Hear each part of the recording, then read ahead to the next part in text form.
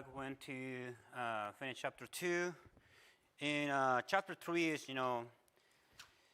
when we see the chapters in the book of Daniel, we don't have to think that there is how can I say this? Immediately after the other chapter. You have many years between chapters that something happens after that, and it's not just immediately after, okay?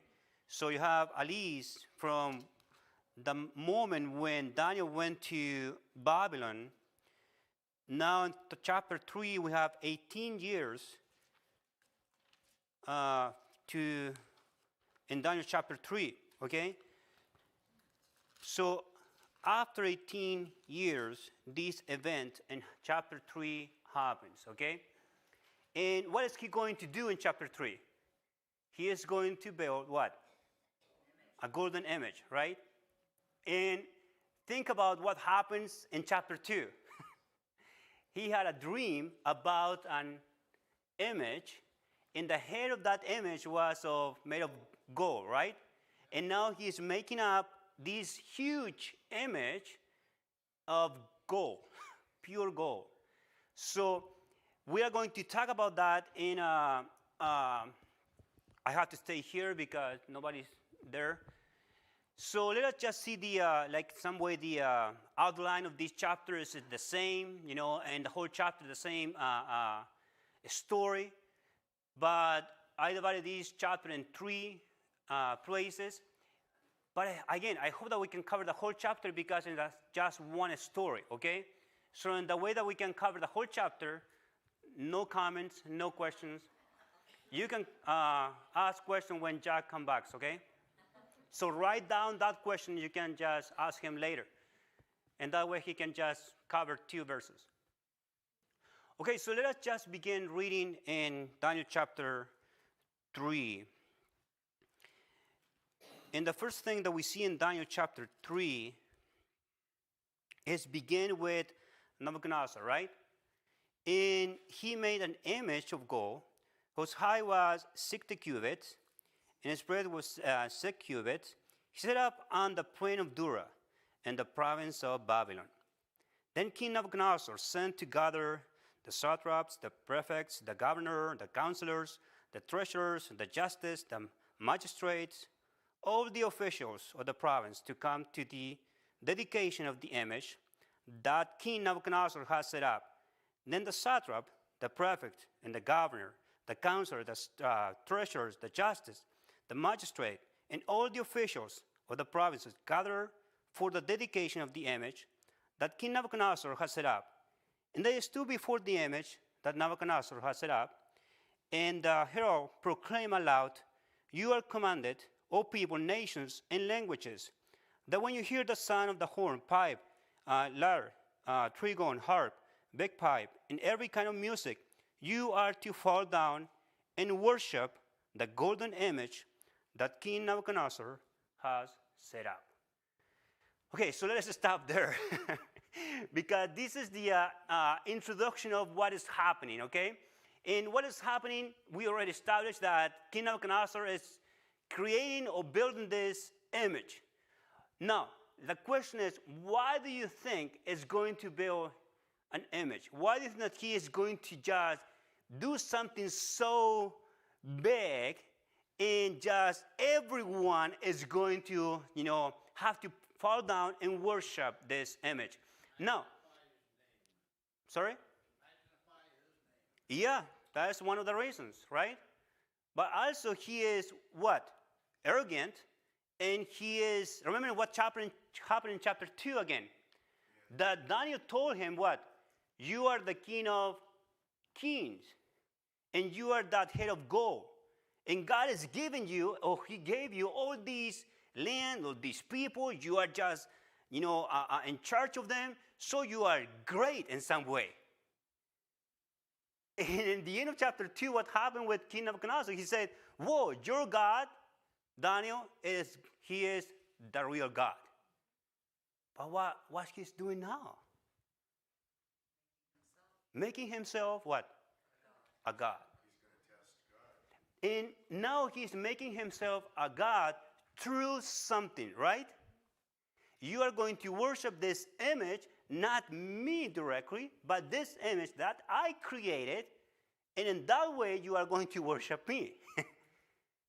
So in some way, that is a great illustration that we can worship something or we can worship ourselves through something. You know what I'm saying? We can be just so dedicated to something and we can just love that and we do it, and sometimes that is our idol in some way, and we can worship ourselves through that thing. So this is what Nebuchadnezzar is doing at this moment. He builds something to worship himself. Okay? So you see that falling down and worship are the same thing. Okay?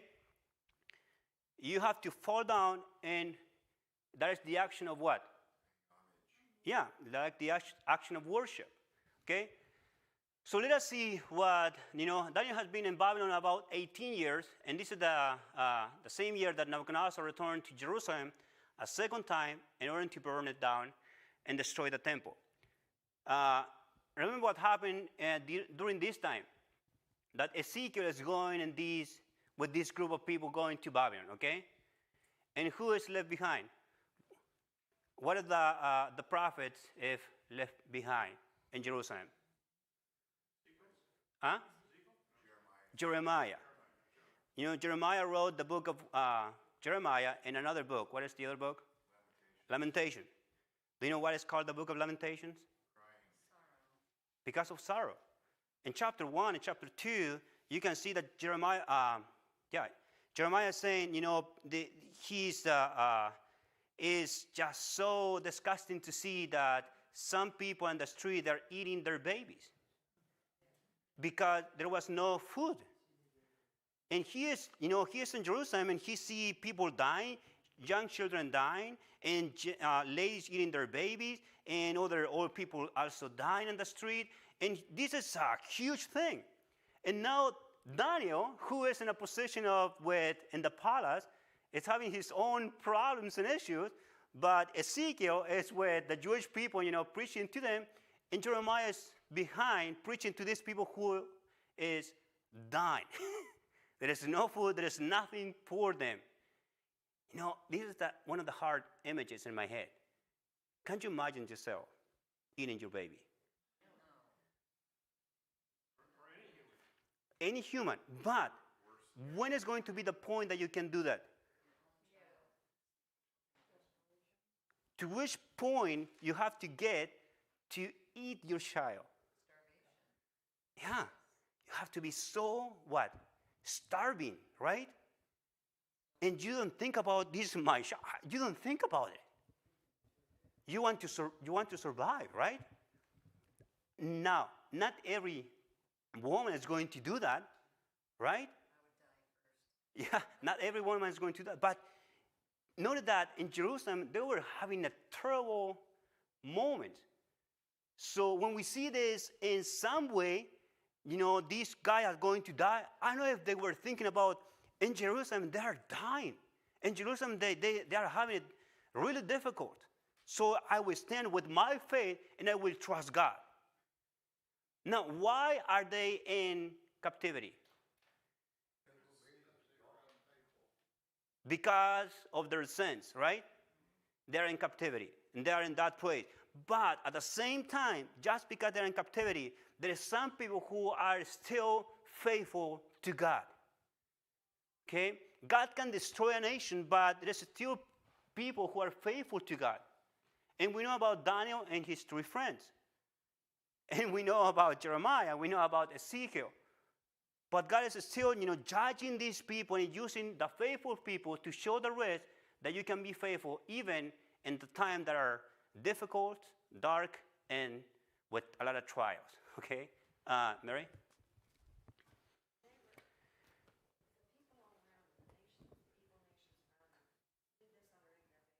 Yes.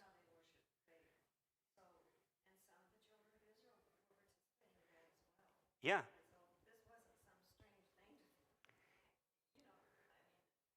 Yeah, there were. Yeah.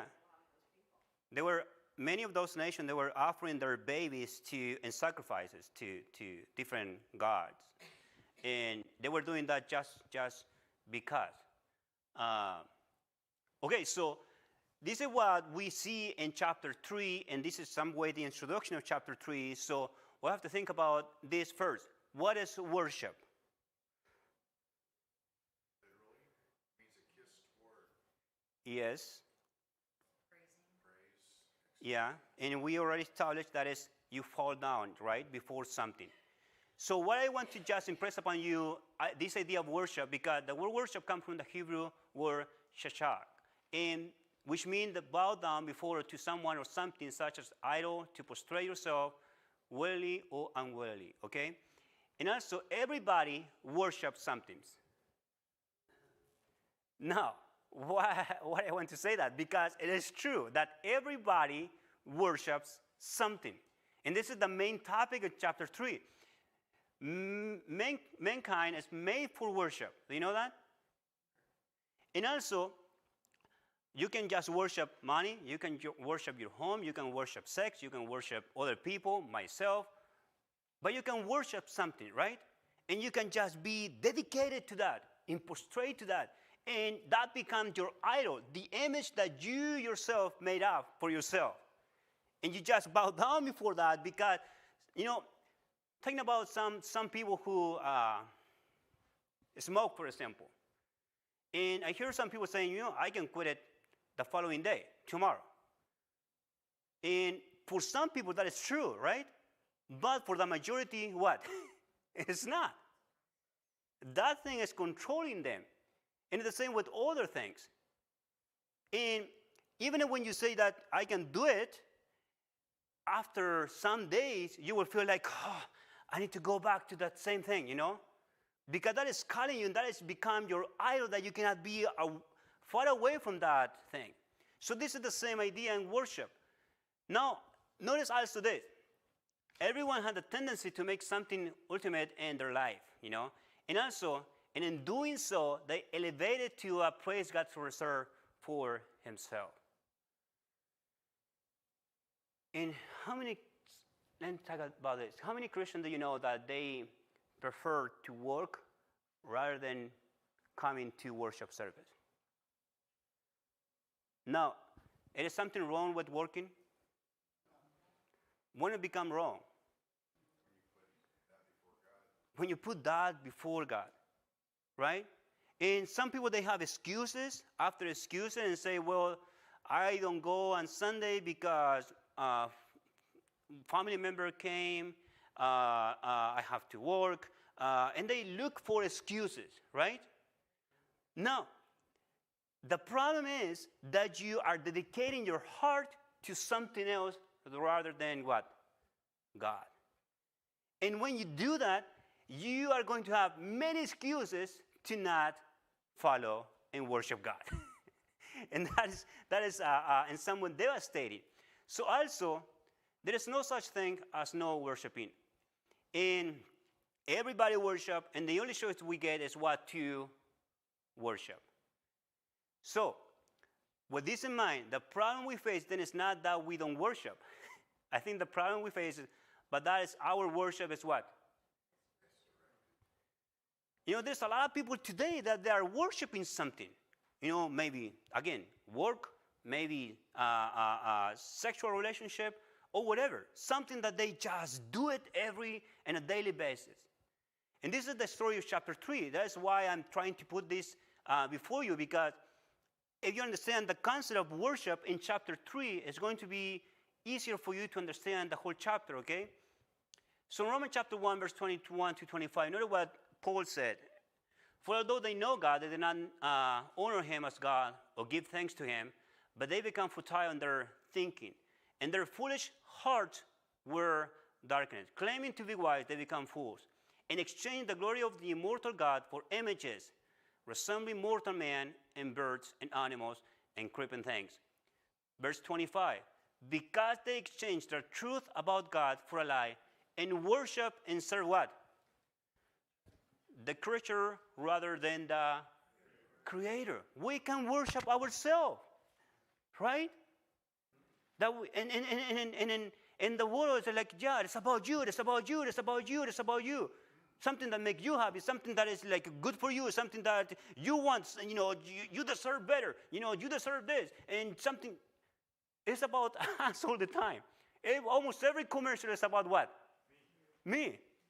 What makes you happy? You deserve this ticket to Europe. You deserve this, better car or whatever, right?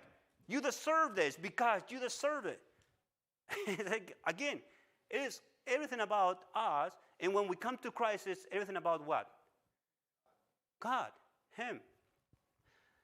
So again, this is the proclamation. We already read that. And notice that the idea of this proclamation that you have to fall down before this image.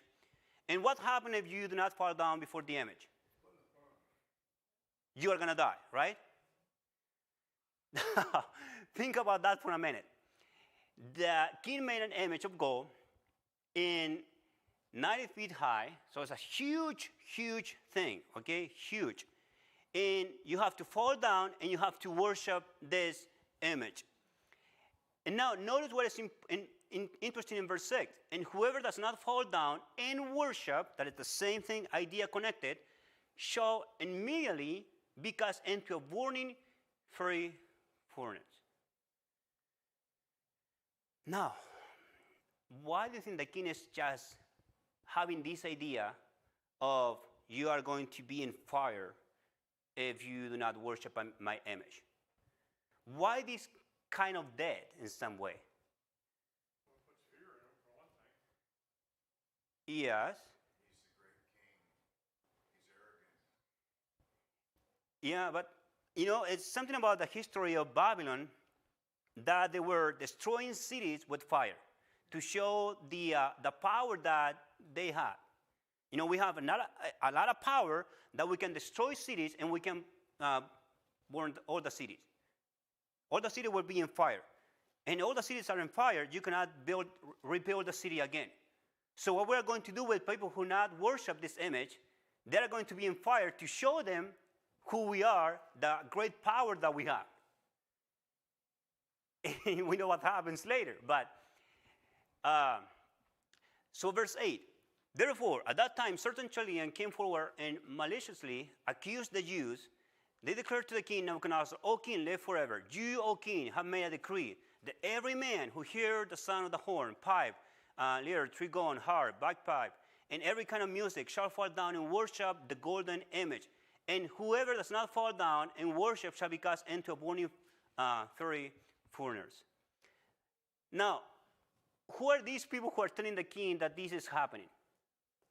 Probably the magicians. Yeah, the magicians who are in chapter 2. The one that Daniel saved, right? Or God saved. Now, do you have your Bible in the book of Daniel? I hope you do. Let's go there for a minute. Daniel chapter, the book of Daniel. I like something in the book of Daniel because it is interesting how some things are repeated in a certain way. Okay, for example, chapter 1, okay? You have your Bible there? Chapter 1, the book of Daniel.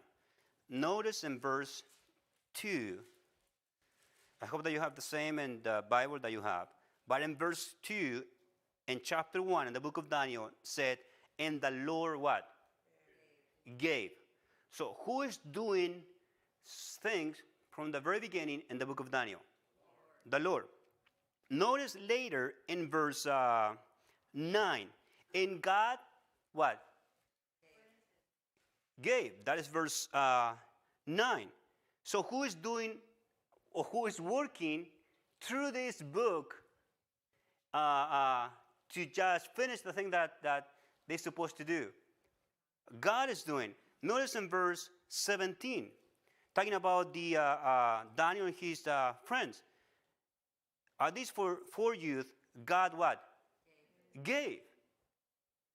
So they are not doing this thing because they are capable, they are able. You remember that Daniel, they're requesting the food. We don't want to eat the same food. But here God gave to King Nebuchadnezzar first the Jewish people. Later God gave to Daniel more skill. Later God gave to this young man more things. So God is doing the things, right? In this moment, at this point, this image that Nebuchadnezzar is building, or is God permitting that in a certain point to see who is what? Faithful. Because when something is really hard to, to follow, when something is really hard to just do it, how many people are going to be faithful to say, I will be faithful to God and not to this thing? Because if you do not worship the image, what is going to happen? You will die. And that is really hard. I don't want to die, so I will just worship and I can just ask God for forgiveness. No, who is going to be faithful? Doesn't matter if you die being faithful.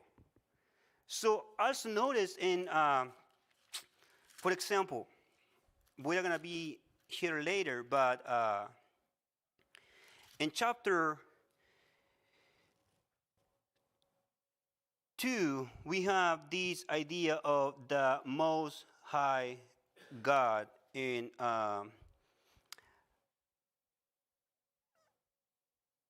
I'm looking for the specific phrase in chapter 2.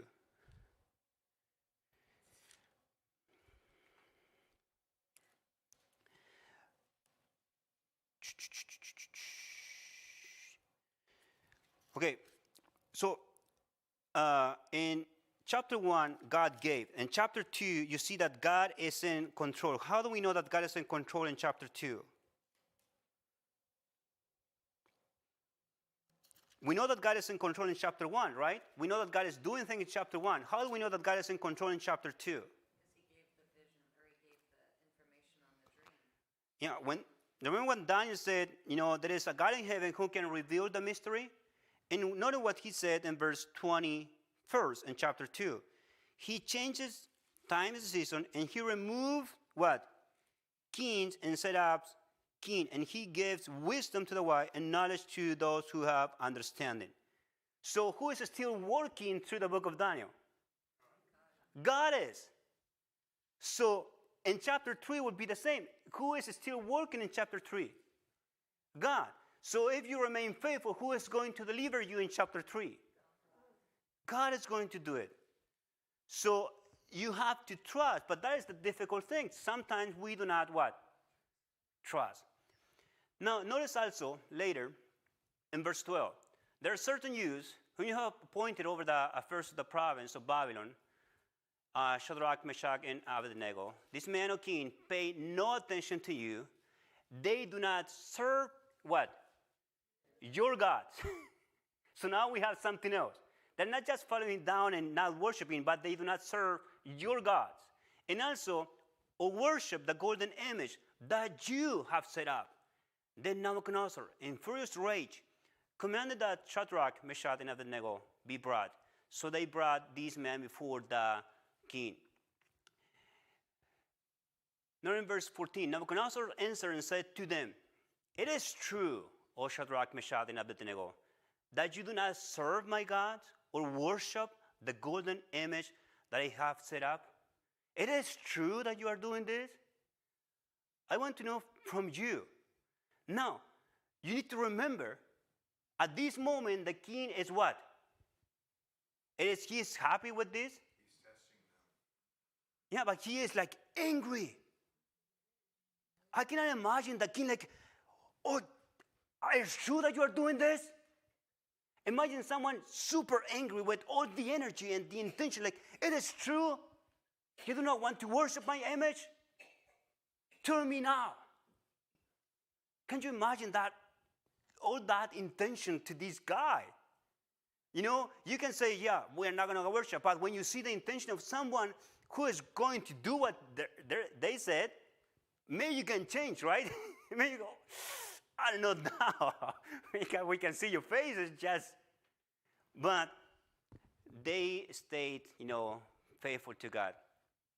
Notice also later in verse 15. Now, if you are ready, now he is giving them what? An opportunity. Now, if you are ready, when you hear the sound of the horn, pipe, lyre, trigon, harp, bagpipe, and every kind of music, to fall down and worship the image that I have made, Well and good. But if you do not worship, you shall immediately be cast into burning fire furnace. And who? I don't believe that he said this. And who is the God who will deliver you out of my hands? He already found out, right, in chapter 2. But now, why he forgot what God did for him in chapter 2? You know, humans are in that way. And I don't know if you know people that sometimes they're asking you to pray for them, right? Can you pray for me? Can you pray for me? Because I am having this. And they said, yeah, I can pray for you. But when you told them, you know, do you want to come to worship with us? Do you want to come to service with us? Oh, no. Just pray for me. And they're expecting that God can do something for them. And what happens later? They don't care about God anymore. I will pray that your heart is softened towards God. Yeah. So, Nebuchadnezzar is given this, and who is the God who will deliver you out of my hand? So Nebuchadnezzar is setting himself as a supreme. He is the one who is in charge. And now he is going to, see that he is not. Then in verse 31, you saw, O king, remember in chapter 2? And behold, a great image. This image, mighty and exceeding brightness, stood before you, and its appearance was frightening. The head of the image was of fine gold. Not only in verse 37, you, O king, the king of kings, to whom the God of heaven has given the kingdom, the power, and the might, and the glory, and to host him he has given wherever they dwell, the children of man, the beasts of the field, and the birds of the heaven, making you, what? Rule over them. You are the head of gold. So do you think that hearing something like this, do you think that Nebuchadnezzar is going to think like, wow, I am really important. I am an important guy. I destroy nations. I can capture them. I can just, burn this city in fire, and I can destroy people. I can kill people. I can tell that guy, do that, and they are going to do it. I can tell that, do that, and they are going to do it. I can tell everybody what to do, they are going to do it, because otherwise they will be dead. Now you have three guys refusing to do what the king is saying. Now, sometimes people think that we sin because of other people's fault. You know that I can become angry. Why are you provoking me? You know that I can do that. Why are you just trying me or do that? Well, the reaction that you have, it is what? Your decision, right? And we know that. It is my decision. So Nebuchadnezzar is trying to just force them to do that, to fall down and worship. But it's remain their decision. It's still their decision. They are going to do what they are going to do. Max?